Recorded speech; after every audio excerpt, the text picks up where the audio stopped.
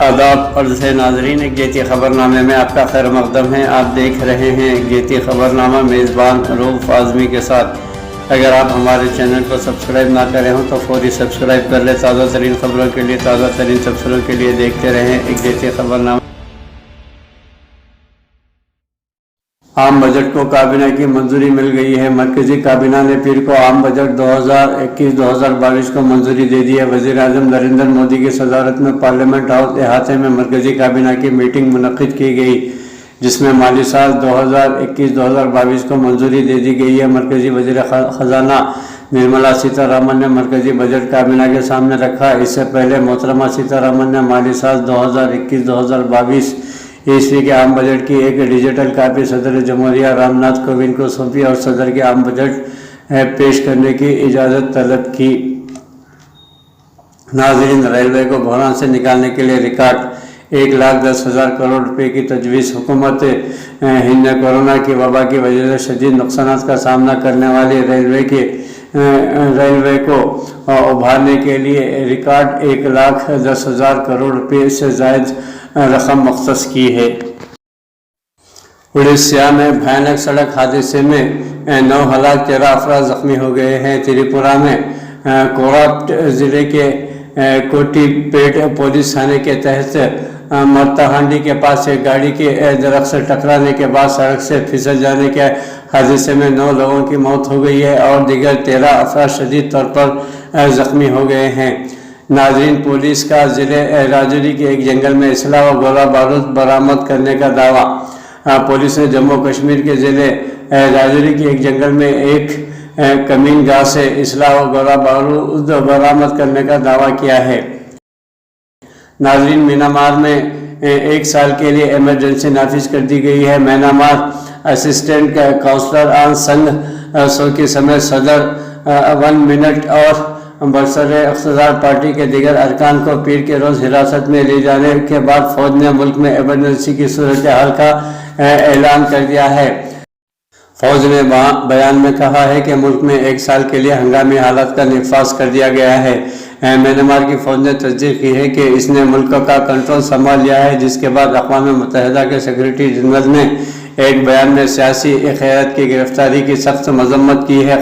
ناظرین، پیر کو میانمار میں فوج نے برسر اقتدار جماعت نیشنل لیگ آف ڈیموکریسی کی رہنما آنگ سان سوچی اور دیگر رہنماؤں کو حراست میں لے لیا گیا ہے۔ فوج نے ایک بیان میں کہا ہے کہ ملک میں 1 سال کے لیے ہنگامی حالات کا نفاذ کر دیا گیا ہے۔ ایسوسی ایٹ پریس کے مطابق فوج کے زیر انتظام ٹیلی ویژن چینل میاودی پر فوج کی جانب سے بنائے گئے آئین کے شقوں کا حوالہ دیتے ہوئے بتایا کہ ملک میں 1 سال کے لیے قومی ایمرجنسی نافذ کر دی گئی ہے۔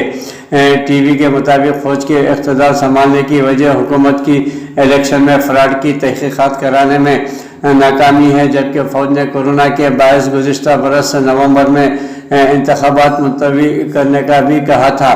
میانمار میں گزشتہ سال نومبر میں منعقد ہونے والے انتخابات میں آنگ سان سوچی کی جماعت نے کامیابی حاصل کی تھی، جس کے بعد فوج اور ان کے درمیان اختلافات سامنے آئے تھے۔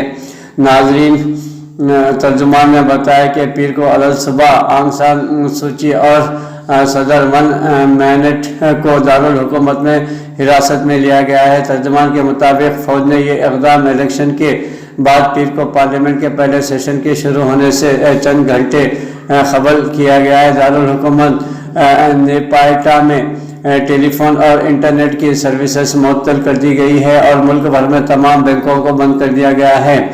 ناظرین، اس موقع پر عالمی رد عمل میانمار کی فوج کی جانب سے اقتدار پر قبضے کی خبر آنے کے فوری بعد امریکہ، اقوام متحدہ اور آسٹریلیا نے اس کی مذمت کی اور جمہوریت کی بحالی کا مطالبہ کیا۔ وائٹ ہاؤس کے ترجمان جین ساکی نے ایک بیان میں کہا کہ امریکہ ہر اس اقدام کی مخالفت کرتا ہے جس سے میانمار کے حالیہ انتخابات کے نتائج پر اثر پڑے اور جمہوری عمل کو نقصان ہو۔ آسٹریلیا کی وزیر خارجہ ماریس پین نے آنگ سان سوچی اور دیگر سیاسی رہنماؤں کی فوری رہائی کا مطالبہ کیا ہے۔ ان کا کہنا تھا کہ ہم میانمار کی قومی اسمبلی کے اجلاس کا پرزور مطالبہ کرتے ہیں جو نومبر 2020 کے انتخابات کے نتائج کے مطابق ہو۔ نیٹو فوج مئی کے بعد بھی افغانستان میں رہے گی۔ امریکی فوجیوں سمیت تقریباً 10,000 غیر ملکی فوجی افغانستان میں موجود ہیں۔ نیٹو افواج نے امریکہ طالبان ڈیل کے برخلاف مئی کے بعد بھی افغانستان میں رہنے کا منصوبہ بنا لیا ہے۔ برطانوی خبر رساں ادارے رویٹر کے مطابق نیٹو کے 4 سینئر عہدیداروں نے غیر ملکی افواج کے افغانستان میں مزید قیام کے حوالے سے بتایا ہے کہ یہ اقدام طالبان کے ساتھ تنازع کو بڑھا سکتا ہے، جن کا مطالبہ ہے کہ تمام غیر ملکی افواج افغانستان سے نکل جائے۔ نیٹو کے ایک عہدیدار نے نام نہ ظاہر کرنے کی شرط پر بتایا کہ اپریل کے آخر میں اتحادیوں کی جانب سے مکمل انخلا نہیں ہوگا کیونکہ شرائط پوری نہیں ہوئی ہیں۔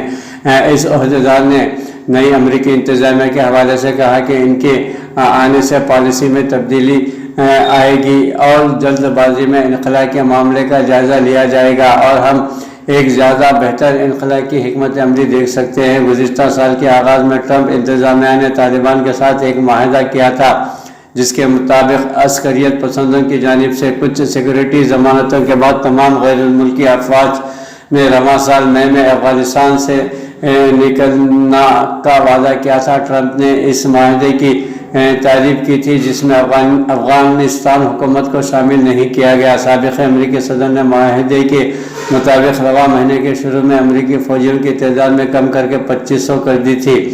نیٹو ذرائع کے مطابق اپریل کے بعد کیا ہوگا اس حوالے سے منصوبوں پر غور کیا جا رہا ہے اور یہ فروری میں ہونے والے نیٹو کی اہم میٹنگ کے ایجنڈے میں سر فہرست ہوگا۔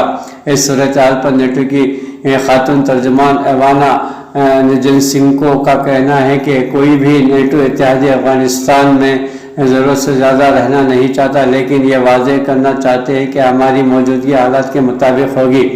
ایوانا نیجنسینکو کے مطابق امریکی فوجیوں سمیت تقریباً 10,000 غیر ملکی فوجی افغانستان میں موجود ہیں۔ کابل اور کچھ غیر ملکی حکومتوں اور ایجنسیوں کا کہنا ہے کہ طالبان شرائط پوری کرنے میں ناکام رہے ہیں اور ملک میں تشدد میں اضافہ ہوا ہے، جبکہ انہوں نے القاعدہ جیسے مسلح گروپوں سے اپنے تعلقات بھی ختم نہیں کیے ہیں۔ طالبان نے ان تمام الزامات سے انکاری ہیں اور ان کے ترجمان ذبیح اللہ مجاہد نے رویٹر سے بات کرتے ہوئے کہا کہ وہ امن عمل کے لیے پرعزم ہیں۔ PIA کے 2 فضائی میزبان کینیڈا میں لاپتہ، تحقیقات شروع کر دی گئی ہے۔ PIA کے ایک اعلیٰ عہدیدار نے بتایا کہ اب فضائی میزبان اپنا پاسپورٹ اسٹیشن مینیجر کے پاس جمع کروائیں۔ پاکستان انٹرنیشنل ایئر لائنز سے PIA کے ایک اور فضائی میزبان کینیڈا کے شہر ٹورنٹو سے لاپتہ ہو گئی ہیں۔ PIA کے ترجمان نے اردو نیوز کو تصدیق کرتے ہوئے بتایا کہ زاہدہ بلوچ نامی ایئر ہوسٹس 29 جنوری کو کراچی سے ٹورنٹو جانے والی پرواز میں فضائی میزبان تعینات تھی۔ 31 جنوری کو طیارے کی پاکستان واپسی پر فضائی میزبان کے لاپتہ ہونے کا علم ہوا ہے۔ ترجمان کے مطابق PIA انتظامیہ نے کینیڈین امیگریشن اتھارٹی کو بھی فضائی میزبان کی گمشدگی سے متعلق آگاہ کر دیا ہے، جبکہ فضائی میزبان کے خلاف ضابطے کی کارروائی عمل میں لائی جائے گی۔ خیال ہے کہ گزشتہ 3 دنوں میں PIA کے فضائی میزبان کی لاپتہ ہونے کا یہ دوسرا واقعہ ہے۔ اس سے قبل 29 جنوری کو PIA انتظامیہ نے اسلام آباد سے ٹورنٹو کی پرواز پر تعینات رمضان گل نامی فلائٹ اسٹیورڈ کے لاپتہ ہونے کی تصدیق کی تھی۔ PIA نے 2 فضائی میزبانوں کے لاپتہ ہونے کے معاملے پر نوٹس لیتے ہوئے سخت اقدامات اٹھانے کا فیصلہ کیا ہے۔ 15,000 سے زیادہ اسکولوں میں اصلاح کی تجویز۔ وزیر خزانہ نرملا سیتا رامن نے کہا ہے کہ مکمل تعلیم کو اور معیاری بنانے کے لیے لائی گئی نئی تعلیمی پالیسی کے تحت 15,000 سے زیادہ اسکولوں میں معیاری کے پیش نظر اصلاح کیے جانے کی تجویز کی گئی ہے۔ محترمہ سیتا رامن نے پیر 2021-2022 کا بجٹ پیش کرتے ہوئے کہا کہ نئی تعلیمی پالیسی کو ملک کے عوام نے تہہ دل سے قبول کیا ہے۔ انہوں نے کہا کہ ملک کے مختلف علاقوں میں نئی تعلیمی پالیسی کے تحت 15,000 سے زیادہ اسکولوں میں تعلیم کی سطح میں معیار کے پیش نظر اصلاح کی جائیں گی۔ साल 2021-2022 बजट में ज़रूरी शोबे में खर्च की हद बढ़ाने की तजवीज़ दी गई है। हुकूमत ने किसानों को ज़्यादा इक़्तिसादी मुद्दत मुहैया कराने के सिलसिले में ज़रूरी खर्च 16.5 हज़ार करोड़ रुपये और मवेशी परवरी के शोबे में खर्च की रकम बढ़ाने की तजवीज़ की है। मगादेशु होटल पर खुदकश हमले में 17 लोगों की मौत हो गई है। सोमालिया की राजधानी मगादेशु में अफ्रीकी होटल पर हुए खुदकश कार बम धमाके और गोलीबारी में कम से कम 17 अफराद की मौत हो गई है। दी कैमरा टाइम्स ने यह रिपोर्ट दी है। अखबार ने पीर को पुलिस तर्जुमान साद अदन अली के हवाले से बताया कि इतवार की दोपहर खुदकश हमले आवर ने धमाका खैज मादे से भरी एक कार होटल के दाखिली दरवाजे से टकरा दी। धमाके के बाद मुसल्लह बंदूक बरदरों ने होटल की इमारत के अंदर अंधाधुंध गोलीबारी की। कैमरा टाइम्स की रिपोर्ट के मुताबिक हमले में कम से कम 17 अफराद के मारे जाने की खबर है। इनमें मजीद इजाफा हो सकता है। मुबैना तौर पर पुलिस ने होटल के कुछ लोगों को बचाया है, जिसमें होटल का मालिक और फौज का एक जनरल भी शामिल है। शिद्दत पसंद तंजीम अल-कायदा से ताल्लुक़ रखने वाले ग्रुप अल-शबाब ने इतवार को अफ्रीका होटल पर हुए हमले की जिम्मेदारी कबूल कर ली है। मरकजी हुकूमत किसान मुखालिफ 3 ज़रूरी क़वानीन को फ़ौरन वापस ले। तीनों ज़रूरी क़वानीन के ख़िलाफ़ किसानों की कास की हिमायत करते हुए लोकतांत्रिक युवा जनता दल के कौमी सदर सलीम माजदूर ने कहा कि मरकजी हुकूमत को किसान मुखालिफ ज़रूरी क़वानीन किसानों के मुतालबात को तस्लीम करते हुए उन्हें फ़ौरन वापस लेना चाहिए। ये बात उन्होंने किसान तहरीक में हिस्सा लेते हुए किसानों से खिताब करते हुए कही। इन्होंने कहा कि आज मुल्क इस कानून के खिलाफ सड़कों पर उतरा है और किसान सरापा एहतजाज हैं। शहरी जल जीवन अभियान शहरी स्वच्छ भारत अभियान का ऐलान। वज़ीर ख़जाना निर्मला सीतारमण ने पीर को पेश किए जाने वाले बजट 2021-2022 के दौरान शहर जल जीवन अभियान की शुरुआत और शहरी स्वच्छ भारत अभियान 2.0 का ऐलान किया है। मोहतरमा सीतारमण ने लोकसभा में बजट पेश करते हुए कहा कि शहरी स्वच्छ भारत अभियान 2.0 में 5 वर्षों के दौरान 1,41,678 करोड़ रुपये खर्च किए जाने की तजवीज़ है। इसके तहत शहरी तामीराती कामों के मलबे का इंतज़ाम, गंदे पानी के अखराज का इंतज़ाम, कचरे का इंतज़ाम, आइसोलेशन और कचरे के ढेर के बायोमेडिशन जैसे इंतज़ाम पर जोर रहेगा।